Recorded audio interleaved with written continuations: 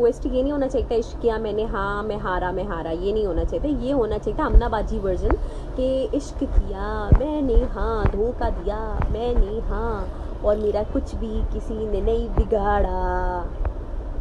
जी, तो सबसे पहली बात तो जो लोग हमनाबाजी को डिफेंड करें बाई सेइंग कि उसने अपने बाप की इज़्ज़त रखी, तो भाई मेरी बात सुनिए, कौन से बाप की इज़्ज़त है जो 4 साल चक्कर चलाने के बाद बाकायदा सबको आपके चक्कर का पता है, सबको पता है आपके सीन का, और फिर उसके बाद आपको अचानक से एक दिन याद आता है नहीं मेरे बाप की इज़्ज़त, और मैंने बात भी नहीं करनी अपने बाप से, मैंने बस चुपचाप शादी कर लेनी है कहीं और। अबे भाई किसको पागल बना रहे हो, किसको पागल बना रहे हो, किसको पागल बना रहे हो?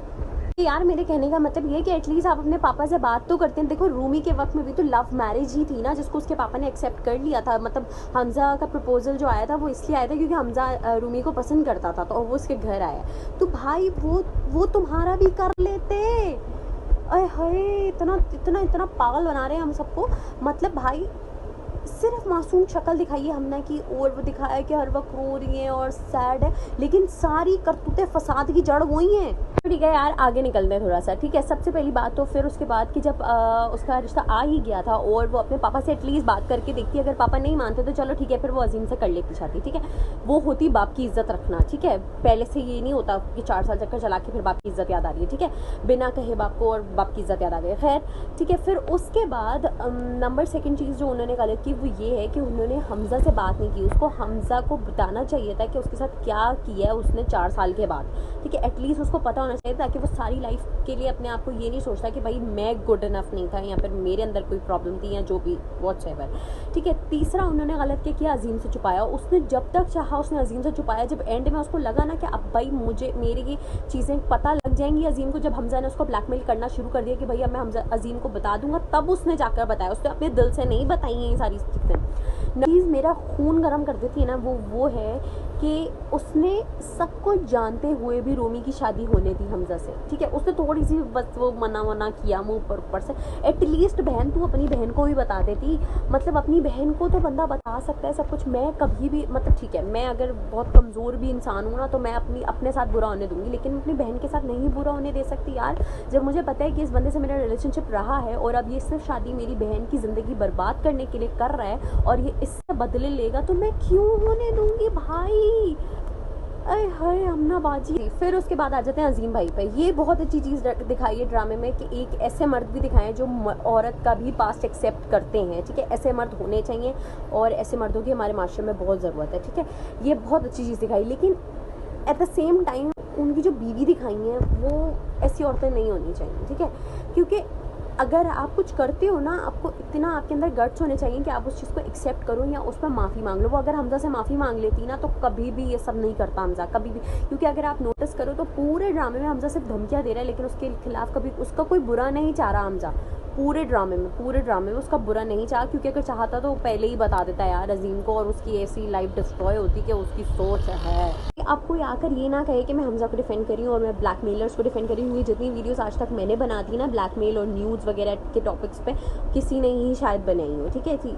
तो अब सब बस जो मैं कहना चाह रही हूँ ना वो ये है कि भाई देखो हाँ रूमी ने खुला ले ली, बहुत अच्छा किया, क्योंकि आप नहीं रह सकते ऐसे इंसान के साथ, लेकिन सेम चीज़ भाई हमना के साथ भी करनी थी ना यार। क्योंकि हमना तो मेरे ख्याल में हमना ने कुछ भी नहीं भुगता। असल करने वाली हमना ही थी असल। आपने अपनी बहन की ज़िंदगी दाव पे लगा दी यार। कैसे आप जितनी भी डरपोक हो, आप जितनी भी वो कह सकते हैं कि आप में हिम्मत ही नहीं थी, लेकिन आप कैसे अपनी बहन की ज़िंदगी बर्बाद होने दे सकते हो यार।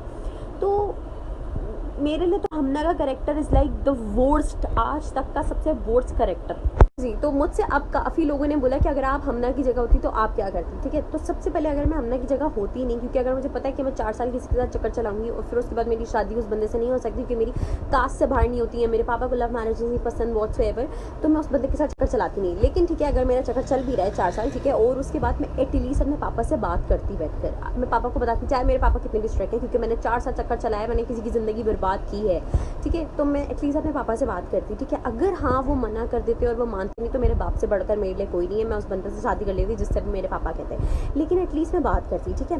फिर उसके बाद अगर मेरी शादी किसी से भी हो रही होती तो मैं एटलीस्ट हमजा को बताती, क्योंकि वो एक बात जानना डिज़र्व करता है कि उसकी गलती कहीं नहीं थी, मैं गलत थी, और मैं मेरे अंदर इतना गट्स नहीं थे कि मैं अपने पापा के अगेंस्ट जाकर या जो भी व्हाट्स एवर, मैं एटलीस्ट उसको एक रीज़न देती कि भाई तुम गलत नहीं थे।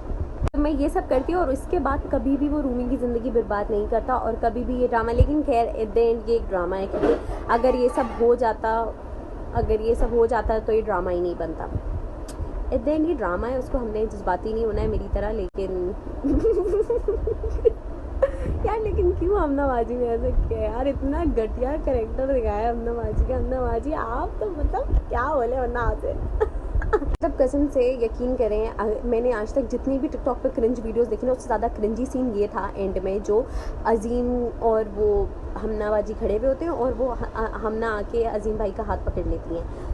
ओ भाई मारो मुझे मारो, मतलब भाई एक तरफ अगले की तलाक हो गई है तो भाई असल जो फसाद की जड़ है वो मतलब उनको खुशियाँ मिल रही हैं, उनकी ज़िंदगी सेट, वो तो हैप्पीली न्यूली मैरिड कपल, मतलब मारो मुझे मारो भी नहीं करनी मैंने। लेकिन मुझे किसी ने एक बात और कही थी, वो ये थी कि आप लोगों को ये एक्सेप्ट करना चाहिए कि हर ड्रामे की हैप्पी एंडिंग नहीं होती। अबे भाई हैप्पी एंडिंग ना हो लेकिन एंडिंग तो हो, मतलब एटलीस्ट हम ना डिज़र्व करती थी कि उसको कोई सज़ा मिले, कोई भी किसी किस्म की चपेड़ ही पड़ जानी थी यार, एक ही चपेड़ पड़वाती नहीं थी रोमी से, कड़कदार किस्म की सा चपेड़। लेकिन उनको कुछ नहीं हुआ, वो सीढ़ी पे बैठ के हाथ पकड़ के चल रही हैं और पीछे से स्लोमो लगा दिया उन्होंने और गाना चल रहा है और इश्क किया मैंने हाँ, और मैं बैठ के सोचती हूँ मैं हारा, ये ड्रामा देख के हारा। इसलिए एक बात कहनी बहुत ज़रूरी है, वो ये कि फ़िरोज़ खान हमना बाजी जो कि रमशा खान है रियल लाइफ में, और उन्होंने उसका हमना बाजी का रोल प्ले किया है, तो आई एम रियली सॉरी। लेकिन ये बस मेरा आप लोगों के लिए कोई हार्ट फीलिंग नहीं है, लेकिन ये बात ड्रामे के लिए मैं थोड़ा जज्बाती थी। लेकिन आप लोग पर्सनल नहीं लीजिएगा, कोई भी हानिया कोई भी नहीं लीजिएगा। हानिया तो मेरी फेवरेट थिंग्स में, लेकिन सूरी हमना बाजी